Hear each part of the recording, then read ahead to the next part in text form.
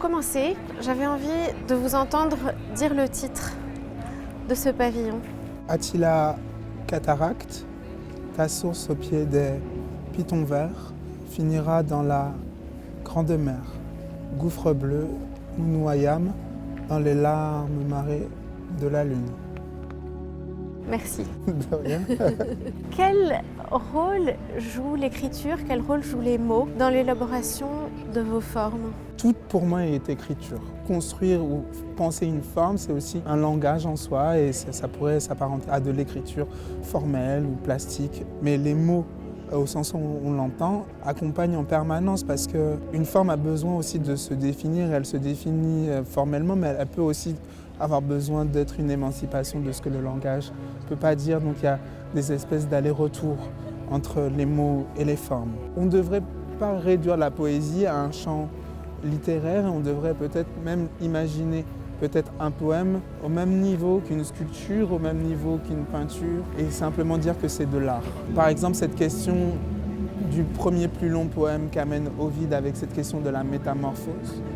Donc il le nomme par rapport à un récit d'exil, mais ce mot métamorphose, moi, m'intéresse ici parce que c'est ce qu'on voit quand on se déplace dans l'espace. Je trouve que cette notion de métamorphose, elle est presque essentielle et que c'est presque la création de façon la plus simple qui doit constamment en fait se repositionner, se re-questionner et être nouvelle chaque jour.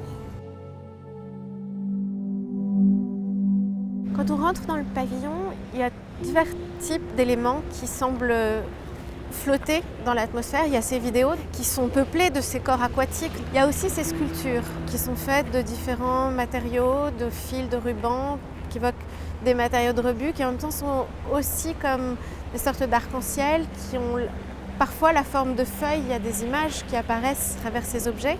Comment avez-vous travaillé l'espace dans son ensemble et comment avez-vous travaillé la lumière dans le pavillon? Déjà, j'ai essayé d'imaginer cette architecture vide, de profiter de ses caractéristiques. Elle a déjà une verrière naturelle, liée même au choix architectural, et profiter du changement que peut proposer en termes de luminosité une journée est quelque chose qui m'intéresse, ou même ce changement de luminosité en fonction des saisons. Donc en fait, je sais déjà que presque à l'approche de l'hiver, il va y avoir comme ça des changements lumineux qui vont être de plus en plus intéressants et qui vont presque amener encore à amplifier cette expérience de l'exposition. Je pense que c'est une exposition qui se regarde plusieurs fois. On n'en fait jamais le tour. Je pense que les détails sont toujours en train de se renouveler d'une certaine façon. C'est une expo avec une très longue temporalité, presque comme un objet cinématographique. Et en même temps, on ne serait pas capable de déterminer le début et de déterminer la fin. Au-delà d'être naturel, je peux aussi être poussé presque de façon fictive. Elle est faite de façon artificielle. Aussi, il y a des changements de lumière subtils, bien que les œuvres n'aient pas besoin d'être à proprement éclairées, mais pour révéler certaines couleurs, pour révéler certaines ombres, comme ça qui pourraient apparaître et disparaître.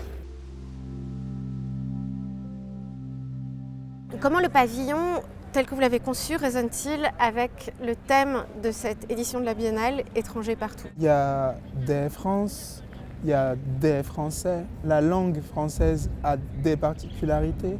Ce qui est beau, c'est de prendre conscience de toute sa dimension, de toute son épaisseur et de la portée. Je crois qu'aujourd'hui, on doit être capable de se situer en fonction de à qui on s'adresse. De se situer parce qu'en fait, nous sommes par exemple à Venise en Italie, de se situer quand nous sommes au centre névralgique à Paris ou se situer quand nous sommes au Diamant dans la maison d'Édouard Glissant. Tout ça, c'est des déplacements qui font qu'on est à chaque fois autrement ou autre chose ou autre avec une sorte de chose qui se renouvelle en fonction de nos propres expériences. Et je crois qu'il y a quelque chose de ça dans ce que pose ce titre. Merci beaucoup Julien Creuset. Merci.